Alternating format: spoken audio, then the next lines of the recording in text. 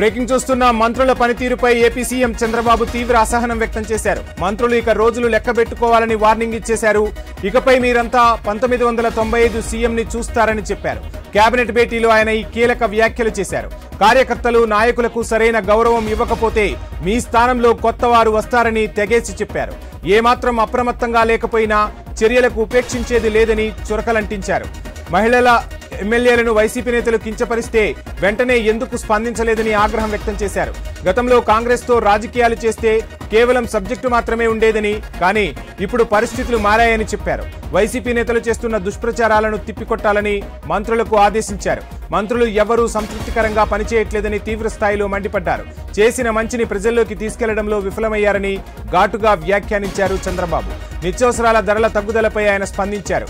నిత్యావసర ధరలు తగ్గించి ప్రజలకు లబ్ధి చేకూర్చడంలో మంత్రివర్గ ఉపసంఘం బాగా కృషి చేసిందని ప్రశంసించారు. ఏపీలో ఏ నిత్యావసర వస్తువు ధర ఎంత మేర తగ్గిందో కేబినెట్లో స్వయంగా చదివి వినిపించారు సీఎం చంద్రబాబు.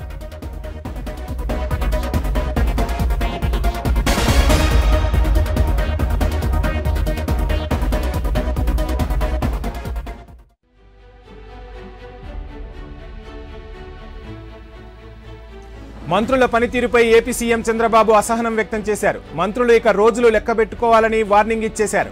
ఇకపై మీరంతా 1995 సీఎంని చూస్తారని చెప్పారు. కేబినెట్ భేటీలో ఆయన ఈ కీలక వ్యాఖ్యలు చేశారు. కార్యకర్తలు నాయకులకు సరైన గౌరవం ఇవ్వకపోతే మీ స్థానంలో కొత్తవారు వస్తారని చెప్పకనే చెప్పేశారు. ఏమాత్రం అప్రమత్తంగా లేకపోయినా చర్యలకు ఉపేక్షించేది లేదని చురకలంటించారు. మహిళా ఎమ్మెల్యేను వైసీపీ నేతలు కించపరిస్తే వెంటనే ఎందుకు స్పందించలేదని ఆగ్రహం వ్యక్తం చేశారు. గతంలో కాంగ్రెస్ తో రాజకీయాలు చేస్తే కేవలం సబ్జెక్టు మాత్రమే ఉండేదని, కానీ ఇప్పుడు పరిస్థితులు మారాయని చెప్పారు. వైసీపీ నేతలు చేస్తున్న దుష్ప్రచారాలను తిప్పికొట్టాలని మంత్రులకు సూచించారు. మంత్రులు ఎవ్వరూ సంతృప్తికరంగా పనిచేయట్లేదని మండిపడ్డారు.